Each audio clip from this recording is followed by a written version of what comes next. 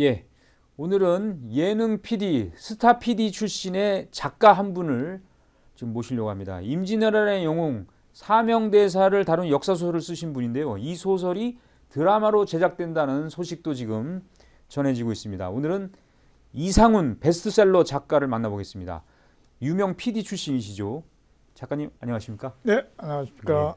예, 이제 뵈니까 알겠어요. 근데 지난해 가을에 사명대사를 다룬 소설 제목이 포건비인데요. 네. 포건비를 출간했는데 근데 사명대사는 우리가 모르는 분은 없을 거예요. 근데 제대로 조명이 안 됐고 평가를 제대로 못 받았고 잘 모른다 이렇게 생각하셔서 쓴 겁니까 그럼? 저는 어릴 때 네.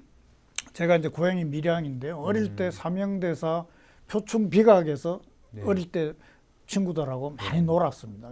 거기 표충 비각에 나라에 뭐 좀 난리가 있으면 이게 땀이 흐르고 그런 이야기도 우리가 이제 그 사명대사하고는 어릴 때부터 이렇게 같이 자랐다고 저는 이야기를 들으면서 근데 제가 어릴 때 들었던 사명대사는 그 도수를 부리시고 막 이거 뭐 신출귀몰 하시고 막 이런 느낌으로만 알았거든요. 근데 항상 사명은 생각을 하고 있었죠. 근데 제가 두 번째 소설 그 일본의 사이메이 천황 제명공주를 쓸 때 일본에 제가 한 6개월 이상 가 있었습니다. 자료를 찾는다. 그거는 백제 의자왕과 일본의 그 사이메이 여자 천황하고의 그 분명히 이것도 팩트를 가지고 이제 한 건데 그래서 일본에서 자료를 사이메이 천황하고 의자왕의 그런 무령왕 이런 자료를 찾는 6개월 정도 저하고 같이 일본 대학 교수가 이제 좀 많이 도와줬거든요.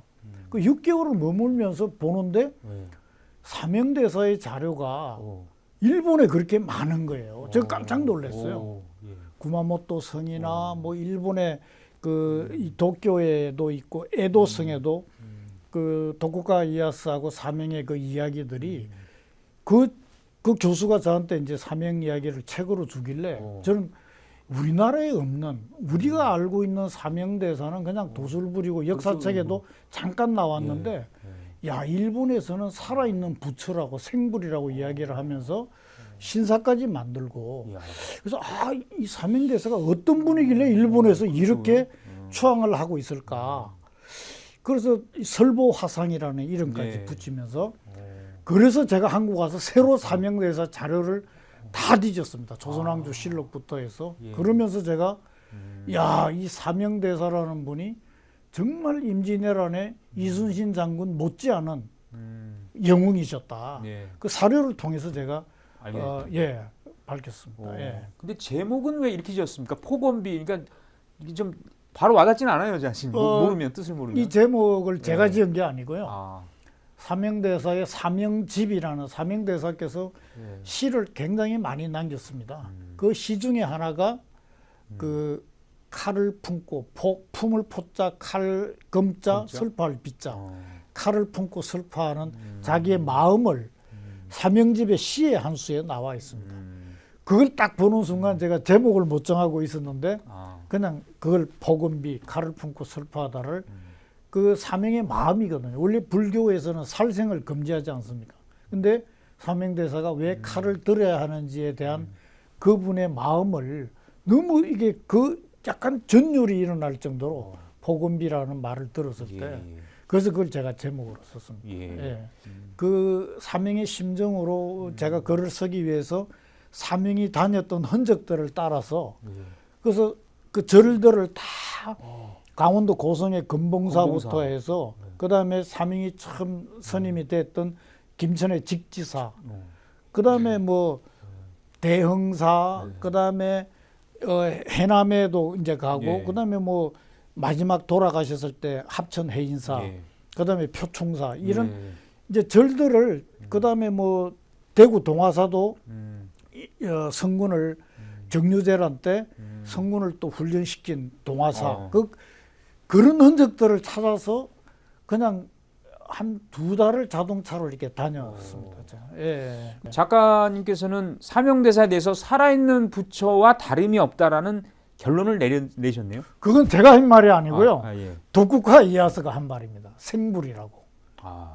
사명대사한테 그 기록에 나와 있습니다. 그래서 자기 아들 도쿠가와 이에야스 아들도 사명대사한테 인사를 시키고 예. 사명대사한테 가르침을 받게 해달라고 부탁을 할 정도로 이 도쿠가와 이에야스는 독실한 불교 신자입니다. 이 도쿠가와는. 그래서 사명대사하고 도쿠가와 이 관계 속에서 나중에 도쿠가와 막부가 생기면서 메이지 유신이 일어날 때까지 260년간 일본과 조선이 전쟁이 없습니다. 네. 도쿠가와 막부의 유훈으로 남길 정도로 사명의 역할이 그만큼 전쟁 후에도 정말로 중요했다는 걸, 그 다음에 임진왜란에서 저는 사명의 이 나중에 중국의 이여송 장군까지도 예.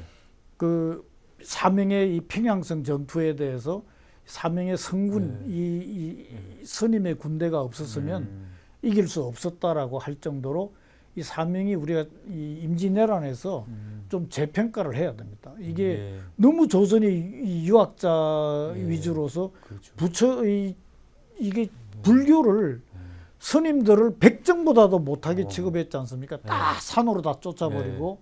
근데 그게 임진왜란 때는 그 성군이 없었으면 성군이 나중에 모든 이 보급로를 다 차단합니다. 일본에. 이순신 장군이 바다에 일본의 보급로를 차단했다면 성군은 산해로 통하는 이 일본의 보급로를 다 차단하고 그 다음에 원래 이 절은 자급자족이지 않습니까? 네. 옛날에.